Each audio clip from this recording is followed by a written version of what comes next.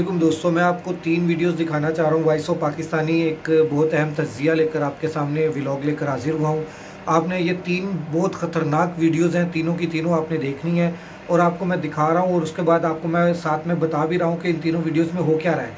अब आप पहली वीडियो देखें, पहली वीडियो में इंशाअल्लाह ताला आपको अंदाज़ा हो जाएगा कि उसके ये पहली वाली वीडियो, उसके बाद दरमियान में और जो उसके आखिर वाली वीडियो है वो तो सबसे ज़्यादा ख़तरनाक वीडियो है। अब आप देखें ये पहली वीडियो को। देना चाहता हूँ कि जब उस्मान डार को गिरफ्तार किया गया तो उसके साथ एक ड्राइवर था जिसे गालिबन अभी छोड़ा गया है 1-2 रोज पहले, और जो उस ड्राइवर ने बताया है कि जो ही इनको गिरफ्तार किया गया तो उस्मान डार के ऊपर बहुत बुरी तरह ब्रूटल किस्म का तशद्दुद किया गया, थप्पड़ों से, घूंसों से और लातों से।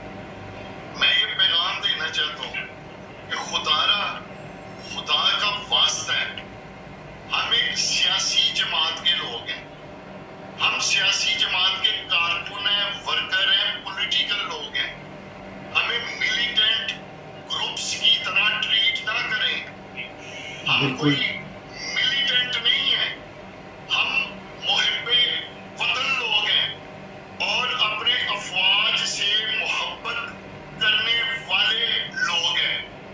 तहरीके इंसाफ की जहां तक बात है, तहरीके इंसाफ वो ट्रैफिक का जो महकमा है, पुलिस का, ट्रैफिक का महकमा, उसके खिलाफ साजिश नहीं कर सकती, ट्रैफिक पुलिस के महकमे के खिलाफ। लेकिन तहरीके इंसाफ के ऊपर ये इल्जाम लगाया जा रहा है कि इसने खुदा न खास्ता कहीं पाक अफवाज के खिलाफ साजिश कर दी है। तहरीके इंसाफ के लोग पाकिस्तान से मोहब्बत करने वाले लोग हैं, अपने अफवाज से मोहब्बत करने वाले लोग हैं। मैं ये गुजारिश करना चाहता हूँ कि जब कोई कत्ल होता है तो मकतूल के कातिल पकड़ने के लिए उसमें ये देखा जाता है कि इस कत्ल का सबसे ज्यादा बेनिफिशियल कौन है।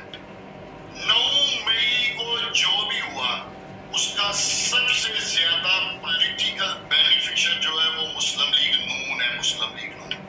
अगर आपको राना सनाउल्लाह के अल्फाज याद हो जिसने ये कहा था कि अब या इमरान खान रहेगा या हम रहेंगे, और हम अब इमरान खान के लिए किसी हद तक भी जा सकते हैं। मैं ये अर्ज करना चाहता हूँ कि तहरीके इंसाफ के खिलाफ साजिश हुई है, पता नहीं कहाँ बैठ के हुई है, ये किन लोगों ने की है कि एक मजलूम मुहिब्बे वतन और अपने अफवाज से मोहब्बत करने वाली जमात को तोपों और टैंकों के मुंह के आगे लाकर खड़ा कर दिया गया।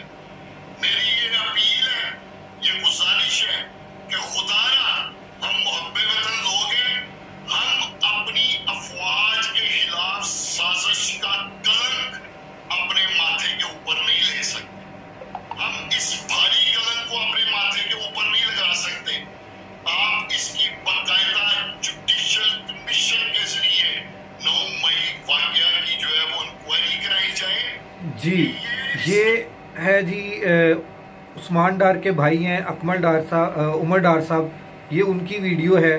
उसके बाद में अब आपको जो वीडियो दिखा रहा हूँ इसमें उन्होंने एक बहुत बड़ा मुतालबा किया है और वो मुतालबा हर पाकिस्तानी का है, हर पाकिस्तान तहरीके इंसाफ के कारकुन का है जिनके साथ इस वक्त जेलों के अंदर जुल्म ज्यादती हो रही है, ये उनका भी मुतालबा है।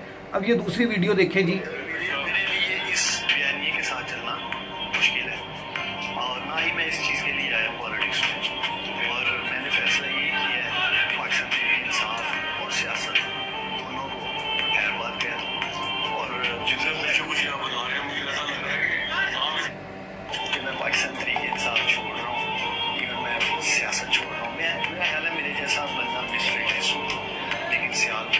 अच्छा, अब जो है इसमें आपको एक चीज़ मैं दिखा दूं कि इसमें जो सबसे अहम चीज़ है कि इसमें उस्मान डार जो है वो शेव करके बड़ा वेल ड्रेस होकर बैठा हुआ है और उमर डार जो है वो उसकी जो हालत है वो बड़ी अजीबो गरीब है और शेप बड़ी हुई है उसकी और इतना उसका अजीबोगरीब मामलात हैं उसके।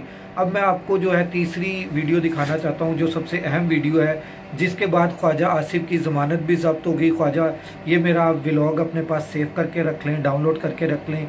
ये ख्वाजा आसिफ की ज़मानत ज़ब्त करवाने के लिए ये मामला हो गया है। जो पहले हो सकता है उस्मान डार जो है वो 5-6 हज़ार वोटों से जीतता, मगर अब ये खातून जो है वो जिताएगी PTI को।